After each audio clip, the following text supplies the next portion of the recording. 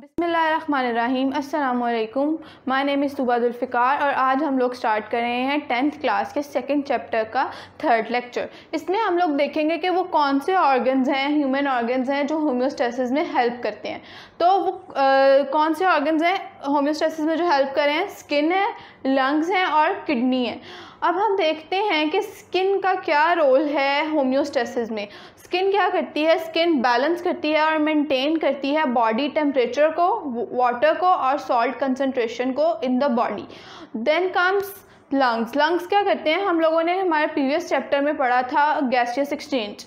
Lungs का basic purpose है gas exchange करना, मींस कार्बन डाइऑक्साइड और ऑक्सीजन को इन्वायरमेंट के साथ और बॉडी के साथ एक्सचेंज करने का जो काम है वो किसका है? लंग्स का है। मतलब हमारी बॉडी में जो भी सेलुलर रेस्पिरेशन में कार्बन डाइऑक्साइड प्रोड्यूस हो रही है उसको बॉडी से बाहर निकालना लंग्स का वो है, पर्पज़ है। उसके बाद है हमारे पास किडनी। किडनी का क्या फंक्शन है? किडनी फंक्शन परफॉर्म करती है फिल्ट्रेशन का। फिल्ट्रेशन किसकी हो रही है? एक्सेस वाटर की, सॉल्ट्स की, यूरिया की, यूरिक एसिड की, और इन द एंड क्या होता है कि यूरिन बन जाता है। उसके बाद हम लोग सबसे पहले बात कर रहे हैं स्किन की। तो स्किन की टू लेयर्स हैं, एपिडर्मिस एंड डर्मिस। एपिडर्मिस में क्या है? एपिडर्मिस जो है वो upper layer of the skin है और उसमें कोई भी कैपिलरीज या ब्लड वेसल्स कुछ भी प्रेजेंट नहीं होता, सिर्फ ये ऊपर अपर लेयर आपको नज़र आ रही है, ये एपिडर्मिस है। Then comes dermis. डर्मिस में क्या है? डर्मिस जो है एपिडर्मिस के नीचे जो लेयर है, इनर लेयर जो है उसको हम बोलते हैं डर्मिस। डर्मिस में हमारे पास ब्लड वेसल्स भी होंगी, सेंसरी एंड्स भी होंगे, न्यूरॉन्स सेंसरी एंड्स भी होंगे और स्वेट ग्लैंड्स होंगे, ऑयल ग्लैंड्स होंगे, हेयर्स होंगे और फैट सेल्स होंगे। अब वन बाय वन हम देखेंगे कि ये जो हम लोगों ने देखा है एपिडर्मिस बेसिकली सिर्फ एक कवरिंग है। मेन जो काम, जो मेन फंक्शन परफॉर्म हो रहा है वो हो रहा है डर्मिस में, क्योंकि यहाँ पे डिफरेंट पार्ट्स प्रेजेंट हैं। सबसे पहले हमारे पास आ जाते हैं फैट सेल्स। फैट सेल्स जो हैं वो इनर लेयर में प्रेजेंट होंगे और फैट सेल का काम क्या है कि ये इंसुलेशन प्रोवाइड करते हैं, मतलब बॉडी के टेम्परेचर को मेंटेन रखते हैं, बैलेंस रखते हैं। बाहर टेम्परेचर जैसा मर्जी हो लेकिन बॉडी के अंदर का टेम्परेचर जो है वो 37 डिग्री सेल्सियस पे मेंटेन रहता है।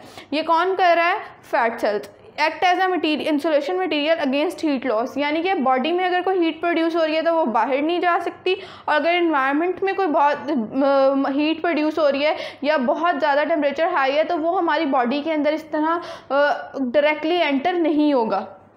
Then comes here. हेयर क्या है? स्मॉल मसल्स प्रेजेंट होंगे डर्मिस के अंदर। डर्मिस में उन स्मॉल मसल्स में जो हैं हेयर्स इनकॉर्पोरेट हुए होंगे। हेयर्स क्या करेंगे? हेयर्स भी इंसुलेशन प्रोवाइड करते हैं। और क्या होता है कि जब ये आप लोगों ने ये वर्ड सुना होगा गूज बम्प्स। गूज बम्प्स मतलब रोंगटे खड़े हो जाते हैं, तो वो जो हमारे जितने भी स्किन पे हेयर्स होते हैं वो सारे के सारे स्ट्रेटन हो जाते हैं। और क्या होता है कि वो जैसे ही एयर पास होती है या कुछ पास होता है तो वो एज ए इंसुलेटर वर्क करते हैं, मतलब कोई भी हीट लॉस नहीं हो सकता। हेयर भी इसमें हेल्प कर रहे होते हैं। अब हेयर के बाद हमारे पास आ जाता है जी स्वेट ग्लैंड। स्वेट ग्लैंड का क्या काम है? स्वेट ग्लैंड जो है वो स्वेट प्रोड्यूस करेंगे। उसके अलावा जब स्वेट प्रोड्यूस होगा मतलब पसीना आएगा, और पसीने के बाद आप लोग देखें अगर हम पंखे के नीचे बैठे या हवा में हों तो जैसे ही पसीना एवेपोरेट होता है या वो ड्राई होना शुरू होता है तो हमें कूलिंग इफेक्ट, कूलिंग फील होती है, कूल फील होता है। क्यों? क्योंकि एवेपोरेशन के बाद वो वहाँ पे क्या जो हाई एनर्जी पार्टिकल्स होते हैं, हीट होती है, वो एवेपोरेट हो जाती है और स्किन पे हमें क्या फील होता है? हमारी बॉडी में जहाँ भी स्वेटिंग हुई हो वहाँ पे हमें ठंडक महसूस होगी।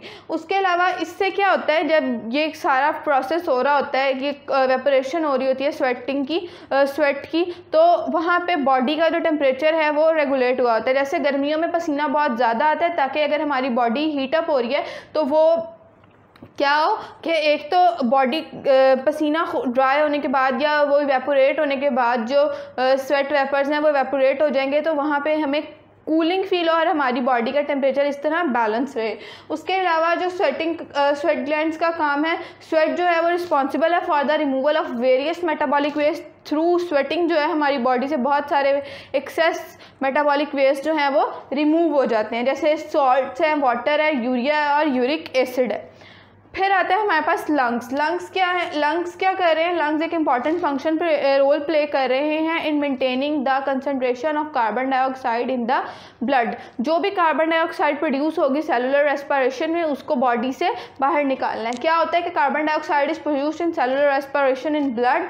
Carbon dioxide diffuses to tissue fluid and then into blood. Tissue fluid में आती है और फिर ब्लड में आ जाती है, और ब्लड से कहाँ जाती है, blood transport carbon dioxide into the lungs from where it removed in the air. फिर कार्बन डाइऑक्साइड ब्लड से हमारे लंग्स में आ गई और लंग्स से in the form of air हमारी बॉडी से बाहर चली जाएगी थ्रू द एयर पैसेजवे, जो हम लोगों ने लास्ट टाइम प्रीवियस अपने लेक्चर में पढ़ा था। हमारा नेक्स्ट टॉपिक है किडनी, जिसमें हम लोग देखेंगे यूरिनरी सिस्टम ऑफ ह्यूमन। सबसे पहले हम लोग देखते हैं कि यूरिनरी सिस्टम में क्या क्या इंक्लूड है।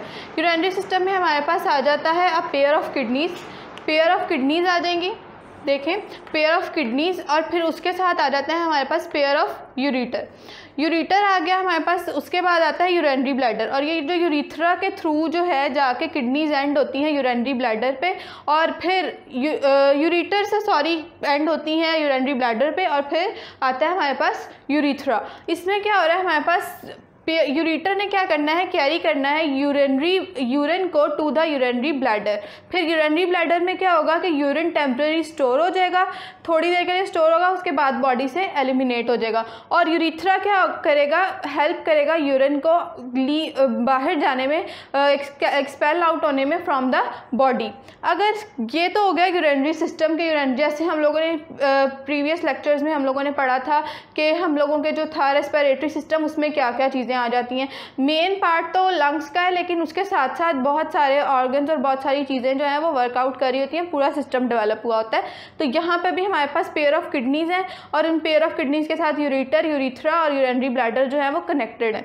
तो इसमें हमारा मेन रोल जो इसमें एक्सक्रीटरी सिस्टम में मेन रोल किडनी का है। तो किडनी में हमारे पास पेयर ऑफ किडनीज होती हैं, जो कि जो लेफ़्ट किडनी होती है वो स्लाइटली हायर देन, थोड़ी सी ऊपर होती है राइट वन से। उसके बाद आता है कि ये लोकेटेड कहाँ है, डॉर्सल, यानी कि जो हमारी एब्डोमिनल कैविटी है, डॉर्सल बॉडी वॉल है, वहाँ पे ये दोनों पेयर ऑफ किडनीज प्रेजेंट होंगी। डार्क इन कलर, किडनीज का कलर डार्क होता है, जैसे आप लोग कह लें कि रेड बीन्स होते हैं वैसा। 10 सेंटीमीटर लॉन्ग लेंथ होगी इसकी, 5 सेंटीमीटर वाइड होगी, थिकनेस जो वॉल्स की होगी वो 4 सेंटीमीटर, और इसका जो टोटल वेट होता है वो होता है 27 ग्राम्स। और बीन शेप्ड, इसकी शेप कैसी होती है, बीन शेप्ड। फिर हमारे पास यहाँ पे आ जाता है हिलस। इसमें हम लोग आगे देखेंगे कि हिलस क्या है। हिलस बेसिकली जो है, अगर किडनी के इंटरनल स्ट्रक्चर की बात की जाए तो ये किडनी का एनाटॉमी है, इसका इंटरनल स्ट्रक्चर है। तो ये जो आप लोगों को नज़र आ रहा है ये ग्रूव, ये जहाँ से ये सेंटर में से ये ओरिजिनेट हो रही हैं वेसल्स, तो ये जो सेंटर पोर्शन है जहाँ से different lymphatic vessels, renal artery, renal vein, ये जहाँ से ये सब ओरिजिनेट होंगी, इसको हम लोग बोलते हैं हीलस। अगर बात करें अगर हम इंटरनल स्ट्रक्चर ऑफ किडनी की, तो किडनी के इंटरनल स्ट्रक्चर में हमारे पास आता है कॉर्टेक्स, मेडुला, पायरामिड्स, पेल्विस और रीनल पेल्विस। कॉर्टेक्स क्या है, रीनल कॉर्टेक्स, ये जो आउटर साइड है, ये आउटर साइड इसको हम क्या बोलते हैं, रीनल कॉर्टेक्स। उसके बाद ये जो पायरामिड्स के दरमियान, रीनल पायरामिड्स के दरमियान में ये जो स्पेस है, ये ग्रूव्स हैं, इनको हम लोग बोलते हैं रीनल मेडुला। आउटर साइड आप कह लें कि आउटर साइड जो है किडनी की, उसको हम लोग बोल रहे हैं कॉर्टेक्स, और इनर पेल साइड जो है उसको हम बोलते हैं मेडुला। उसके बाद आते हैं पायरामिड्स। पायरामिड शेप्ड ये जो आपको नज़र आ रही हैं, इनको बोलते हैं हम लोग रीनल पायरामिड्स। ये क्या है, फनल शेप्ड है, रीनल कोन शेप्ड जो है, इनकी कोन जैसी शेप एरियाज हैं लाइक दिस। ये कोन शेप जो आपको नज़र आ रहे हैं, ये क्या है हमारे पास, रीनल पायरामिड्स। उसके बाद हमारे पास आ जाता है पेल्विस।